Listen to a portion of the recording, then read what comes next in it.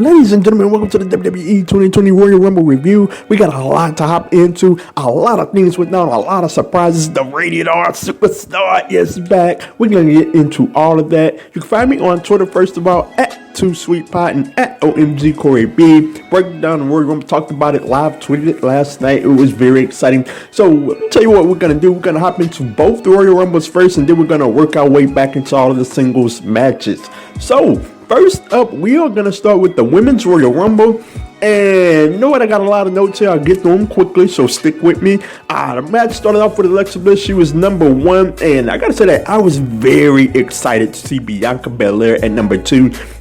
What an incredible run that Bianca Belair had. She had 8 eliminations. If I'm not mistaken, they said that that was a women's record in the 3 years that they have been doing the Royal Rumble for the ladies. She was phenomenal in this spot. Lasted over 30 minutes in the match. Got eliminated by Charlotte Flair. I wasn't too mad about that. I wanted Bianca Belair to go to the Final Four, but it is what it is. She got an incredible run as she heads toward the NXT title match with Rhea Ripley heading forward. We got some surprises in this match as well.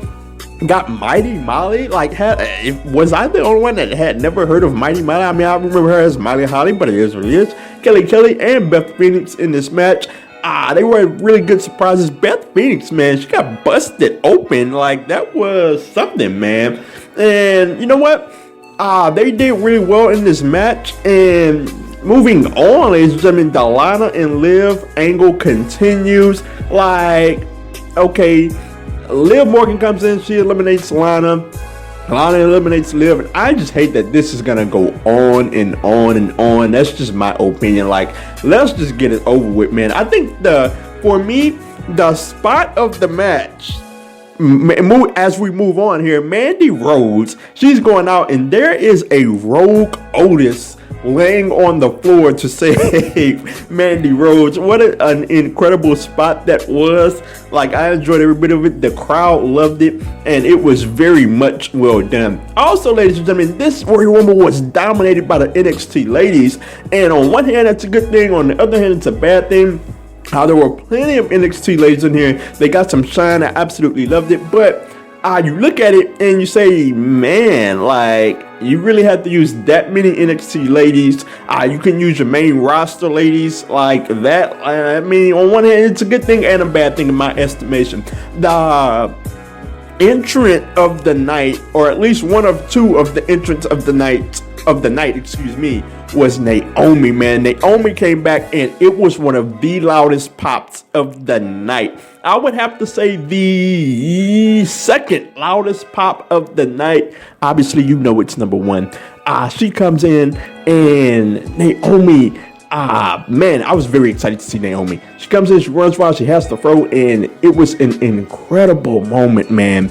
And moving on, ladies and gentlemen, Shayna Baszler comes out at number 30. She has 7 eliminations, and I'm just sitting there thinking, okay, this is Shayna Baszler's time. It's gonna happen. She's gonna win. I picked her for the Royal Rumble, and it comes down to her and Charlotte Flair, and Charlotte gets the victory.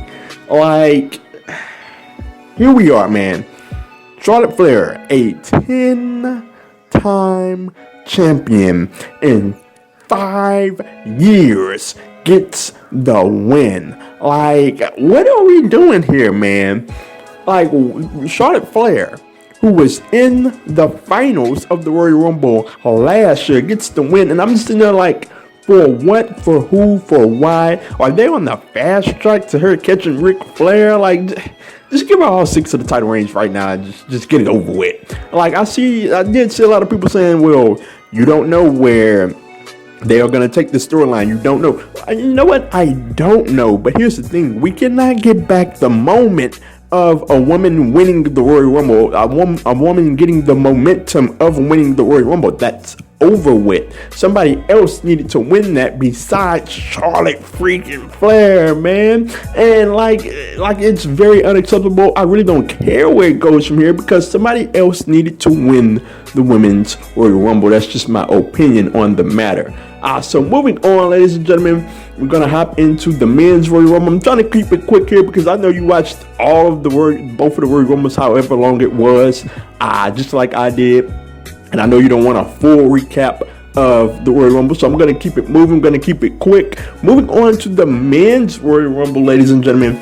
Brock Lesnar comes out, and obviously we're thinking, who's going to be number 2? Who's going to oppose Brock Lesnar? You know, everybody had their theories. I had my theory. I thought it was going to be Matt Riddle.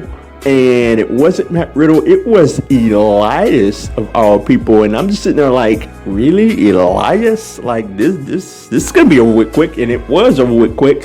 And here's the thing, man. They had Brock Lesnar go on this run where he's knocking out everyone, to where I don't even remember how many consecutive eliminations it was, whether it was 10 or 11, but he knocked out so many high profile wrestlers, man. You look at, he got rid of the New Day, your most established tag team, your best tag team. He got rid of Keith Lee. At least they didn't punt Keith Lee out. At least they let him last for a good amount of time. Got out Keith Lee, got out Braun Strowman, who needs some type of momentum to get going. John Morrison, who just made his debut. Like, why are you getting him out of there? That's just my opinion, man. And like, I get it.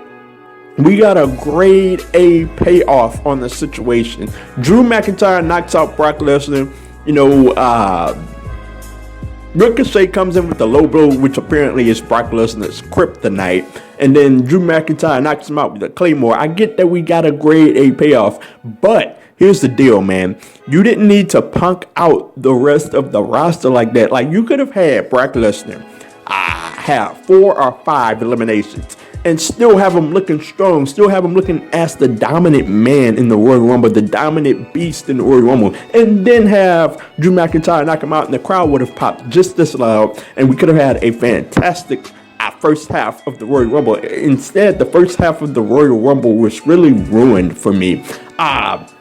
So moving on past that, Drew McIntyre gets in the ring, and finally we have a decent Royal Rumble, back and forth Royal Rumble going on. And at number 21, ladies and gentlemen, You Think You Know Me happens, and like, I didn't even react. I didn't even jump up. I didn't have a loud reaction.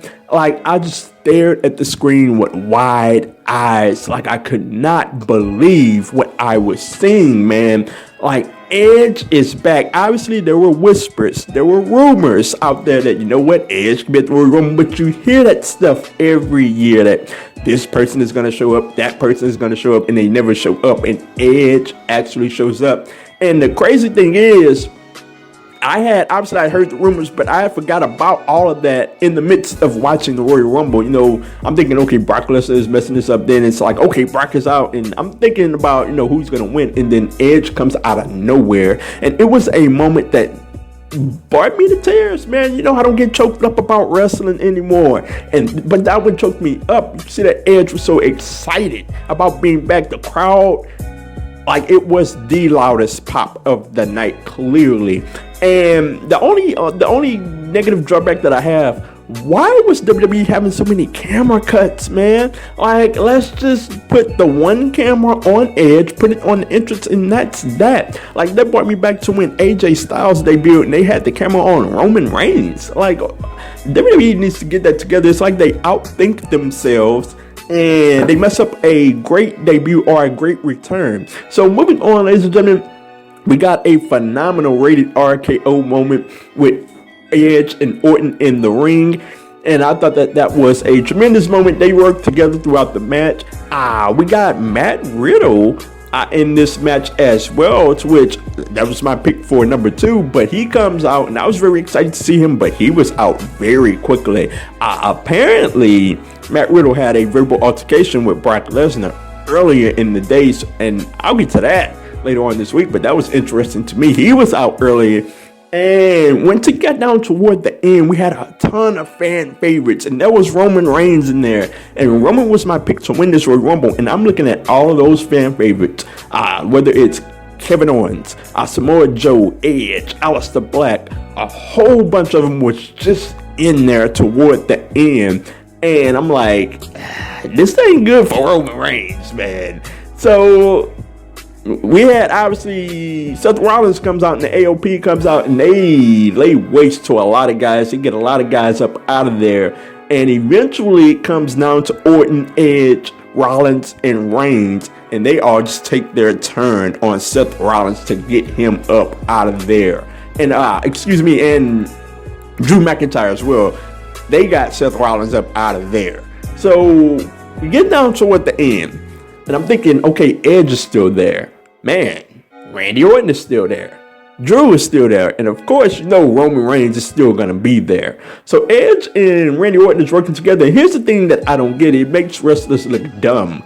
Like, Randy Orton obviously goes for the, I'm going to throw out Edge. Edge catches him like, no, you're not. But Edge throws out Orton, and like they had Drew McIntyre down and out. Like, I can overlook some things as far as wrestling logic goes, but not that. Even if Randy Orton was trying to turn on you, why would you throw him out? He's your partner. At the least book it to where they have some type of disagreement and Drew McIntyre throws one of them out because of it. That would make more sense, but it was what it was. Edge had a phenomenal run, man. He looked shredded and he took some decent bumps, and I really think we're going to get a WrestleMania match out of Edge. I'm so excited about that. I'll talk about that this week as well. But here's the thing. It came down to Drew McIntyre and Roman Reigns, and I'm sitting there like, okay, is it going to be Roman Reigns? Is it going to be Drew McIntyre? And when Drew McIntyre threw out Brock Lesnar, the first thing I said was, okay, well, he has to win it now, even though I picked Roman Reigns. So Drew McIntyre goes on to win the Royal Rumble, and I got to say that. Thank you, WWE. Thank you. That's the first thing I typed on Twitter. WWE, hey, WWE, job well done. Good freaking choice. And it's all because they finally did the obvious thing. Like, how many times have we looked at situations with guys who wasn't in the upper card? We've said that, you know what, Kevin Owens is on a run. They got to heat him up and put the title on him. Or Samoa Joe is on a run. How about we have him beat Brock Lesnar? Or Braun Strowman is on a run. They got to heat him up and have him beat Brock Lesnar. We've looked at a lot of these guys and said, go with him for goodness sake. And they went, and they are in the midst of going with Drew McIntyre as the winner of the 2020 Rumble. It looks like it's going to be Drew McIntyre and Brock Lesnar, especially after that face-off that they had. And I got to say, it's about time. Like, this guy, Drew McIntyre, is a main eventer. Like, you can just tell the guy can talk on the mic. The guy has to look, he can go in the ring. Like, it shouldn't have taken this long, but you know what? I'm going to accept it, and I'm happy with it. We're finally getting Drew McIntyre in the main event. I'd love to see him in the main event at WrestleMania to win the title off of Brock Lesnar. I would like that match. You know what? Let him destroy Brock. That's what I want to see. It doesn't necessarily have to be Brock's John Cena from SummerSlam, but it doesn't have to necessarily be that type of match, but I want to see him destroy Brock Lesnar. That's just my opinion. I am very, very excited that Drew McIntyre won. As for the men's Royal Rumble overall, look, man, the first half was horrible. The second half was great. So overall, I'm going to say it was an average Royal Rumble. That's the only way that I can grade this Royal Rumble. I will even say that, you know what? I thought the women's Royal Rumble was much better overall, from an overall perspective. I just hated the very ending of the women's Royal Rumble. I enjoyed the women's Royal Rumble overall more than the men's, but the men's Royal Rumble had a tremendous ending result, so I'm happy about that. So moving on, ladies and gentlemen, we're going to move on to the singles matches. Becky Lynch versus Asuka.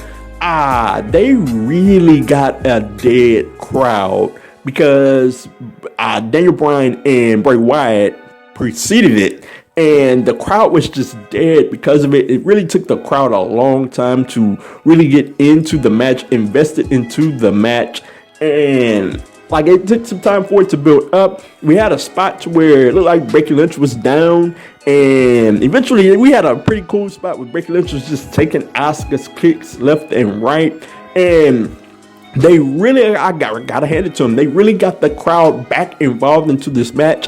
I'm watching the match and I'm saying, you know what? I know what the storyline dictates. I know that the storyline dictates that Becky should win, but I was pulling for Asuka, and they had some nice hope spots in this match to where I thought Asuka was gonna pull it off. I thought they were gonna heat Asuka up and have her pull off the victory. But at the end of the day, Becky Lynch wins the match. She literally kicks the mist out of Asuka. She goes on to pick up the victory. She moves on, presumably, to WrestleMania. We'll see how that turns out.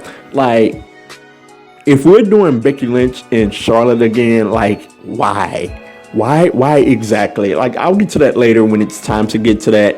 But Becky Lynch picks up the victory here. Moving on into the match that I was just talking about, Daniel Bryan and The Fiend, Bray Wyatt. This was a really good match. I didn't quite know what to expect, how they would use the strap stipulation, but they used it very well. First and foremost, there was no red light, so I was very excited about that in itself.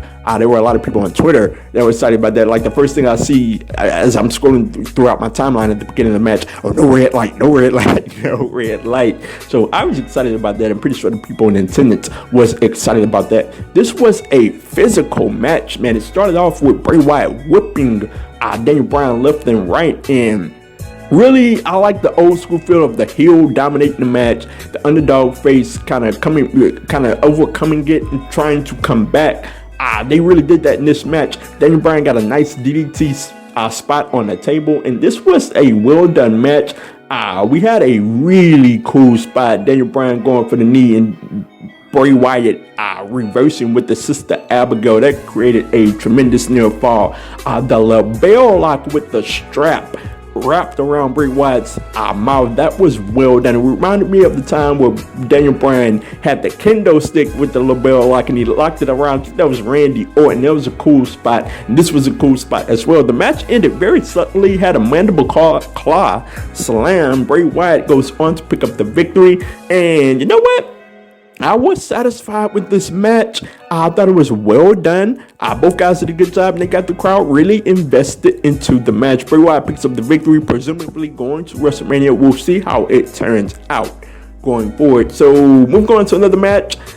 Bayley versus Lacey Evans, and this one, they suffered from a real dead crowd because we were coming off of the Women's Royal Rumble. The crowd was very excited. The Women's Royal Rumble almost went an hour, and they were up for that match, and they were just dead for Bayley and Lacey Evans. The match, I don't know if I'm being fair about this, but I didn't really like the match overall. It just did not hit with me. It wasn't very exciting.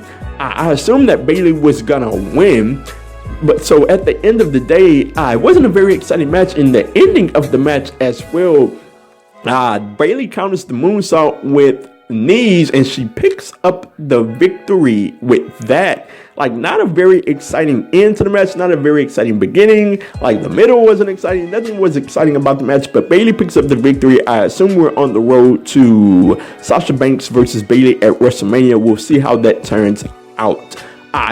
Speaking of Sasha Banks, it was very weird to not see Sasha Banks in the Royal Rumble. I'm not sure what's going on there, if she's hurt, if she's sick. We'll see as time develops what story comes out, because like at the end of the day, everybody was saying, well, where was Sasha Banks? It was very weird not to see her in that matchup. So moving on, ladies and gentlemen, into the final match of the night on the main card that we're going to cover, Roman Reigns versus King Corbin. And I got to say that, you know what, man? I have hated this feud and hated this feud and hated this feud. And like, I was at a point where I was saying, okay, this needs to be the last match. And you know what? I wouldn't say that this was a great match or anything, but it was better than expected. We got a match that sprawled into the crowd. We had the Usos coming out. We had Dolph Ziggler coming out. And you know what? I actually loved the Usos spot. I think it was Jimmy that dove onto everybody. And Like, I love that spot, and I thought that the match went a little too long for my liking, but overall, it was a little better than I expected. My expectations were low. It ended in the dugout, which I thought that was a cool visual. Roman Reigns goes on to pick up the victory, and you know what? It was better than expected. Not, very good, not great, but a decent match at best. I will give it that, and better than expected. So I'll give kudos to those guys. They got the crowd very, very involved into the matchup. So grade 8 to that. Anytime you get the crowd hyped up, then I got to give you your credit.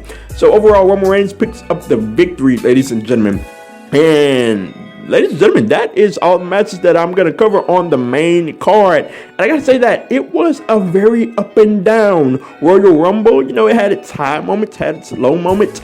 And at the end of the day, you know what? It was a decent way to spend my 3 hours, coming off the news of Kobe Bryant and his daughter and many others passing away in that plane helicopter crash. I needed something to pick me up. And you know what? I always turn to wrestling, and wrestling did it for me last night. It was a very exciting, very up and down show, but it had exciting moments. And at the very end, ladies and gentlemen, I very much believe in a pay-per-view leaving a good taste in your consumer's mouth, like whether that be a heel winning or a face winning, just make the right decision at the very end. And they made the right decision with Drew McIntyre standing tall, I think he pointed at the fireworks, if I'm not mistaken, but he stood tall at the very end. And as we faded to black, and that left a tremendous taste in my mouth just sitting there watching that. And I cannot wait to see the build with Drew McIntyre and Brock Lesnar, we assume, going forward for WrestleMania, ladies and gentlemen. So that is it for this review. Let me know what you think, whether it's on Twitter at 2SweetPod or at OMG Corey B. Let me know all of your Royal Rumble thoughts, all of your thoughts heading into the road to WrestleMania.